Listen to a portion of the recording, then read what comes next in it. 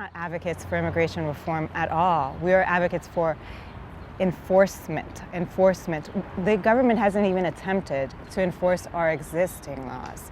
And now, currently in our government, they're trying to propel more laws that they will not enforce because the people at ICE, the ICE unit of DHS, don't have the interest or the capabilities to enforce the present laws, let alone any more laws. It would definitely be less complicated and more cost-effective if we just enforced our existing immigration laws and effectively, permanently secured our borders, which was already promised to the American people in 1986.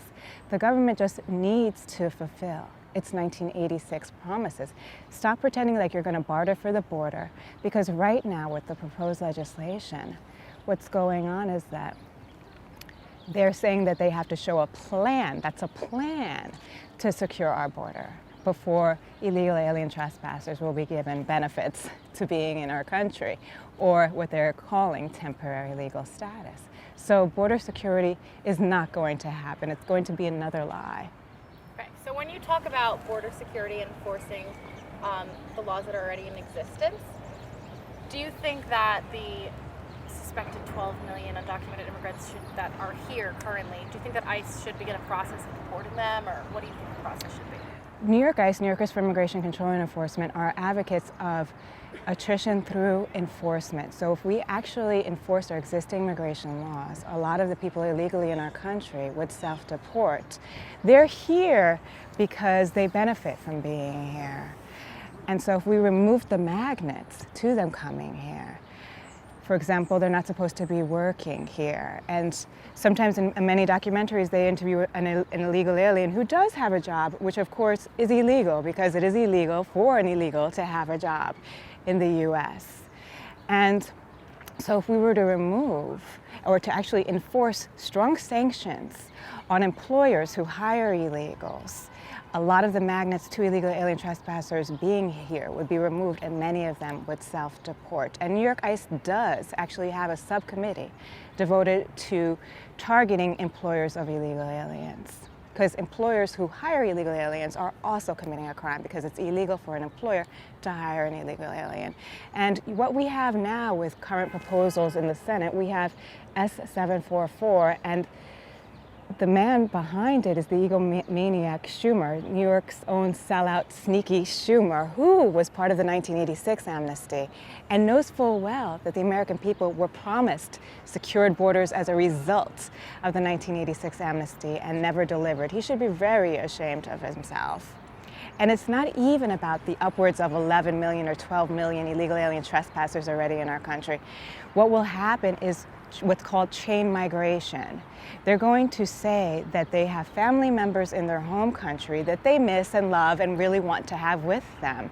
And these family members don't even have to prove through DNA testing that they are actually blood relatives. So what we're talking about, for example, is somebody from Ecuador who is here illegally, and will say that there's a person in Ecuador who may or may not be an actual blood relative, that they will say is a blood relative, a brother, or so on and so forth, and have that person come to the US through chain migration, which will exponentially increase the number of people in the US and stretch, and it will deplete our resources even further and strain our resources even further and strain our current unemployment situation even further. It's a net cost to the American people.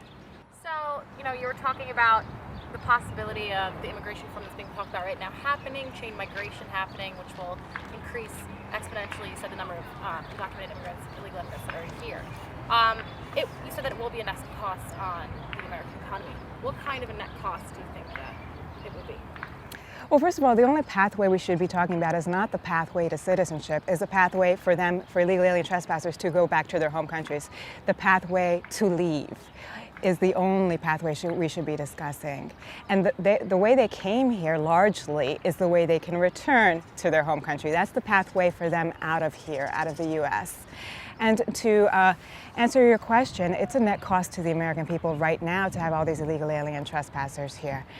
First of all, they're undercutting our wages. Many people, Americans in the construction industry, are finding it difficult, and this is just one example, to find a job because illegal aliens are undercutting their wages. Often they'll work for $100 a day, which is beneath what an American union guy would get, and often this is cash. So a lot of this is untaxed and operating in the cash economy.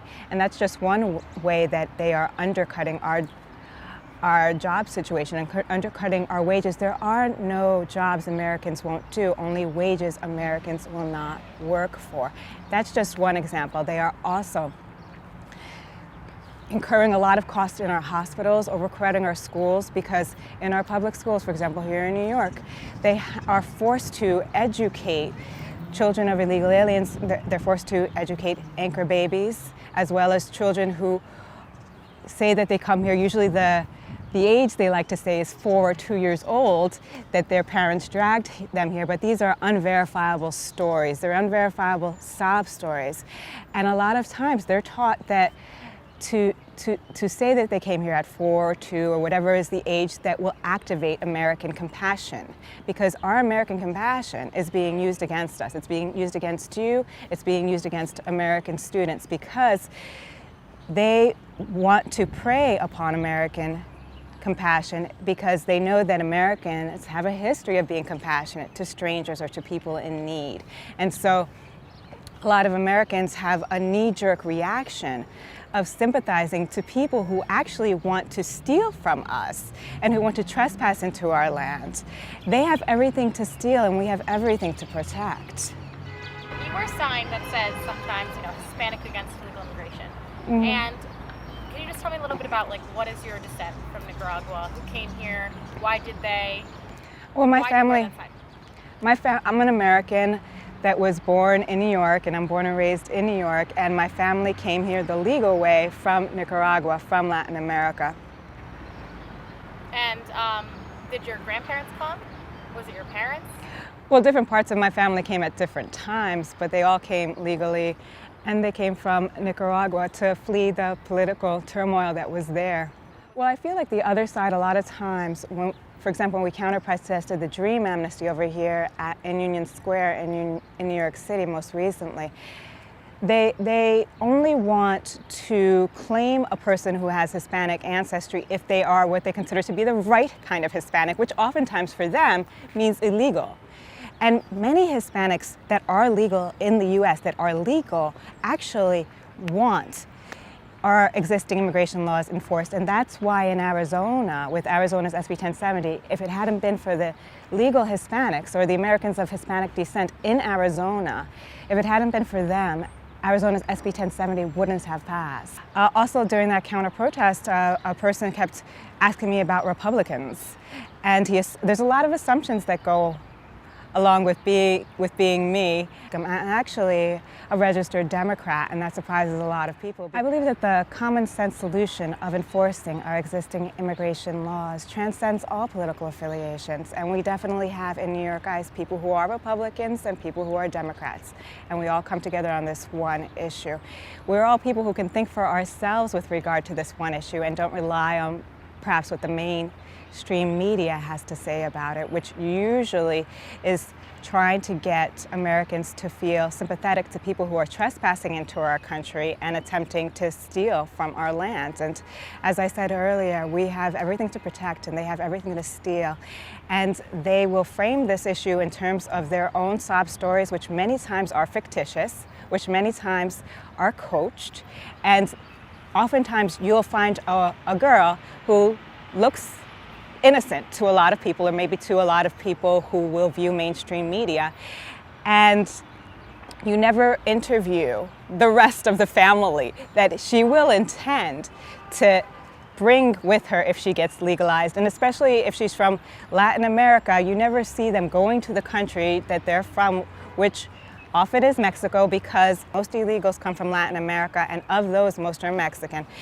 But for example, if you are interviewing a girl from Ecuador and you just interview her and she's going to project as much innocence and sympathy as possible and perhaps swipe crocodilian tears, you're not going to see what she intends to bring with her if she does, God forbid, get legalized. And that will be all of the family that's behind her presently in the U.S., as well as through chain migration, all of the family in Ecuador that wants to come here, and perhaps not even blood relatives, but friends down the street that can claim to be a blood relative, and the U.S. will not conduct DNA testing, and then we can have those people chain migrated into the U.S. as well.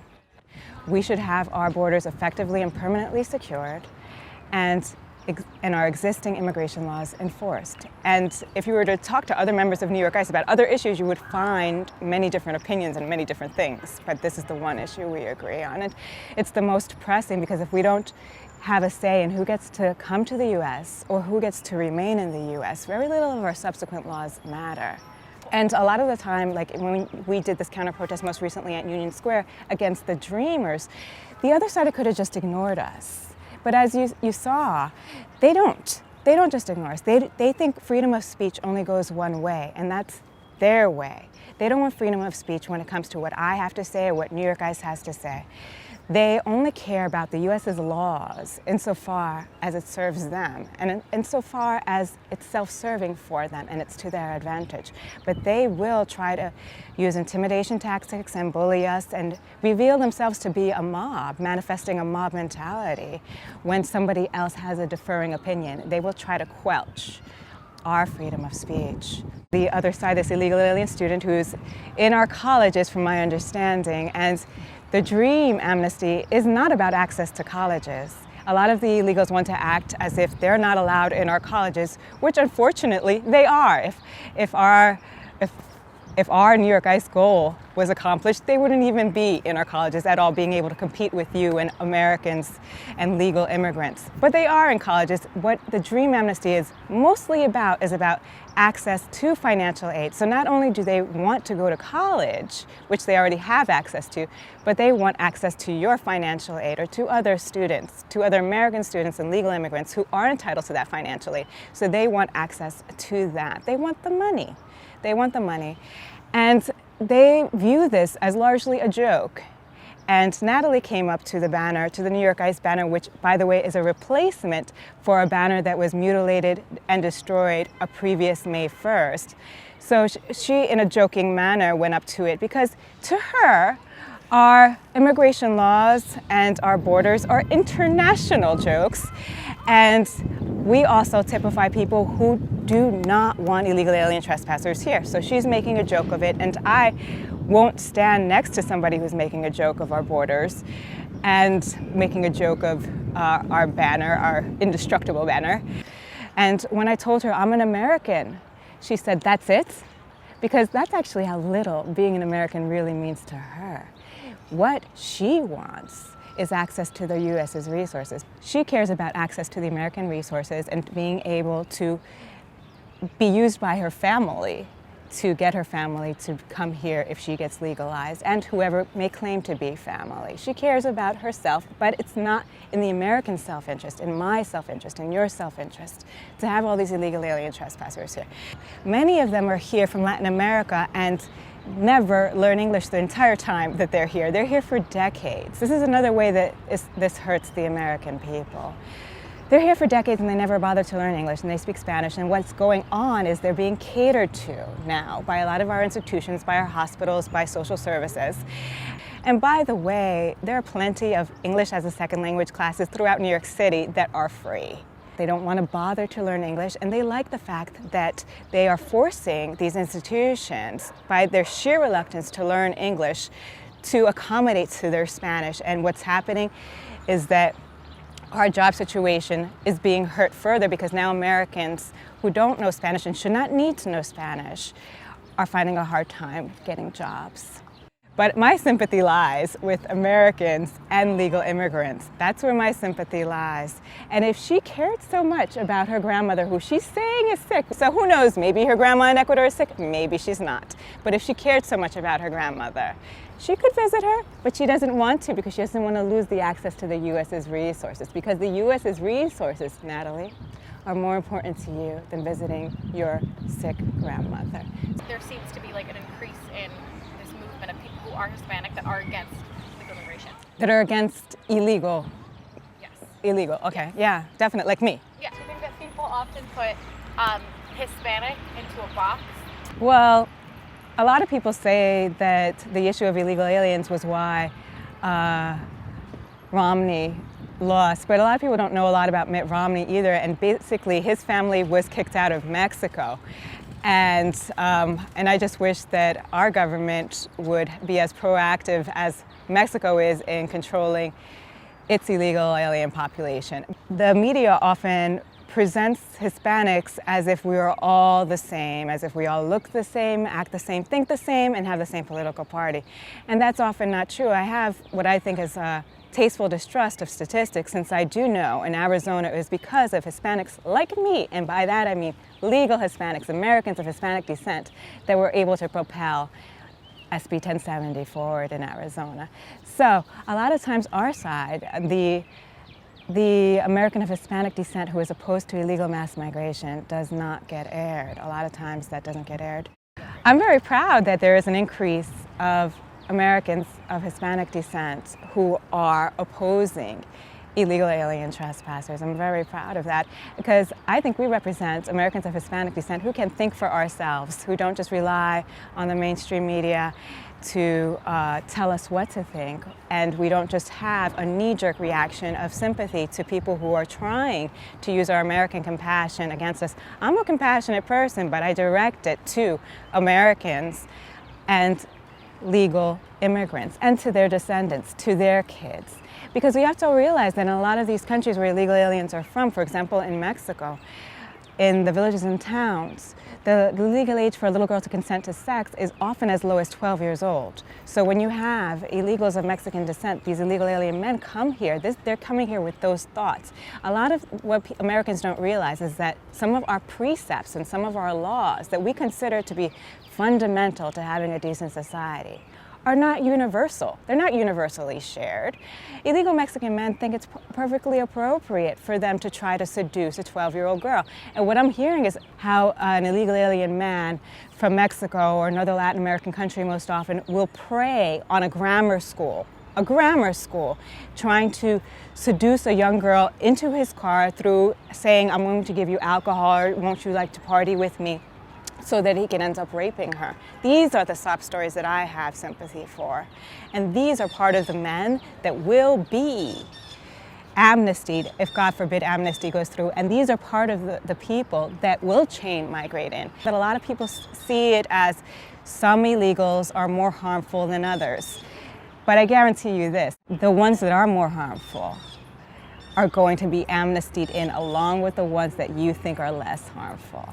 So the ones that maybe to you have a more sympathetic illegal alien face would be amnestied, as well as the much more harmful ones, and we're talking the more violent criminals.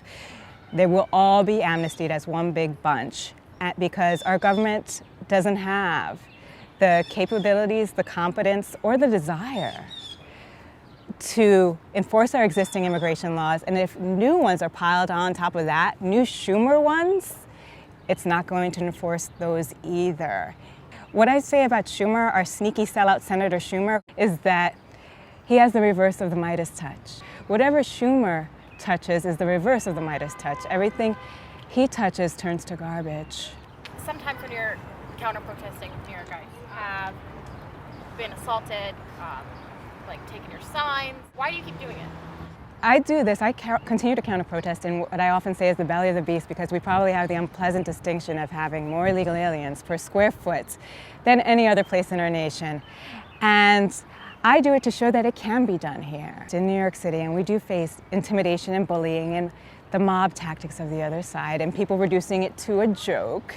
And I'm a born and raised New Yorker. I am fighting for my home and for the future of my home. And fighting it against people who want to infiltrate it and people who want to steal from me. And how I see it is that this is my home and this is my family, the Americans in New York City of legal background. That's my family, and I'm here protecting my family, and I'm fighting for my family. So illegals will talk to you about their family and their illegal alien family and their illegal alien family who wants to come here from back home. I'm talking to you about my family who lives here currently as Americans and legal immigrants and their descendants. And those are the people that I'm fighting for. And they're in the back of my mind every time I go out there. And the fact that illegal aliens are barging in to my home and becoming demanding. And, you know, it's as if people just came into my house and started eating my food and staying there and having babies there and expecting me to educate them and learn their language. I would be very upset at that. And that's the equivalent at large. What is going on is that they're barging into my home at large, which is New York, which is the US, and I'm trying to protect my family at large, and they're never going to see it that way.